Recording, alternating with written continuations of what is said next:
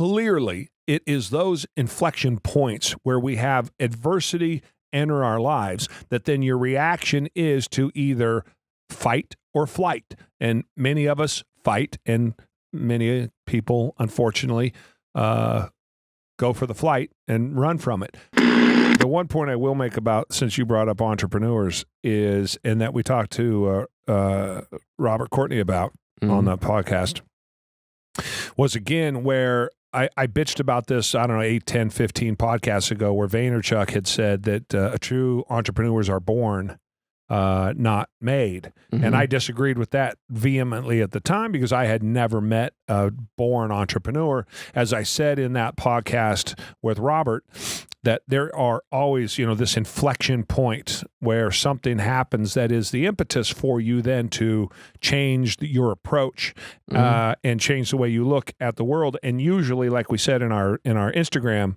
today, it's some sort of adversity that makes you look at what you're doing and pushes you to do something different. And like he said, he got fired from his dream job, sat in his car for 4 hours trying to figure out the fuck he was going to do, and pretty soon realized, it's either fight or flight.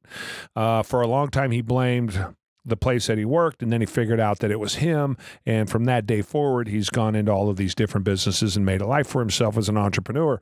That is what an entrepreneur's life is, I believe, and that's how we are created, is out of adversity. You need a certain mindset for sure, but even that mindset can be learned, and here's how. And this is the point I wanted to make. You never know. I tell you all the time, if you could look through my eyes, you'd see what's possible. And that's because I've had adversity at a level that most people can't understand.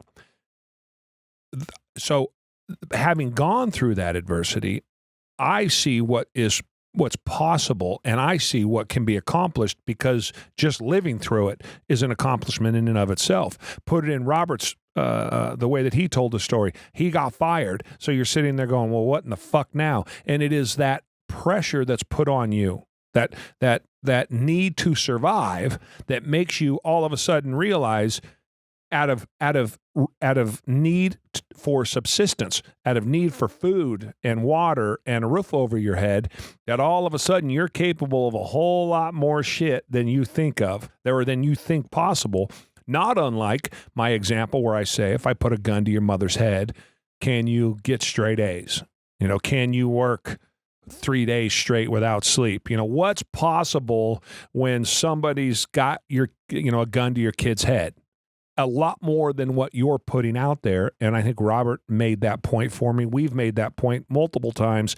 And you realize what that is when you are faced with adversity. So when you get fired, or in my case, when I started my company, I quit and had nothing and didn't get paid forever and had no idea what I was going to do. But let me tell you, not having any idea where my next paycheck was coming from fucking made me get out there and do things that I wouldn't have otherwise thought of. I wouldn't have been open to the thought that it could happen. I wouldn't have been receptive to the idea of it. I would have never thought I was capable of it. I wouldn't have investigated it. I wouldn't have thought about it.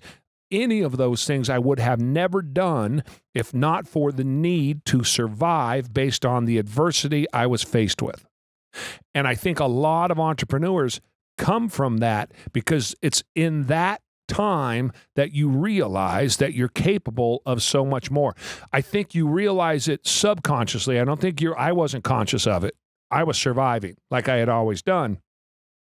But looking upon reflection and looking back on it, as we talked with Robert about, clearly it is those inflection points where we have adversity enter our lives that then your reaction is to either fight or flight. And many of us fight, and many people, unfortunately, go for the flight and run from it.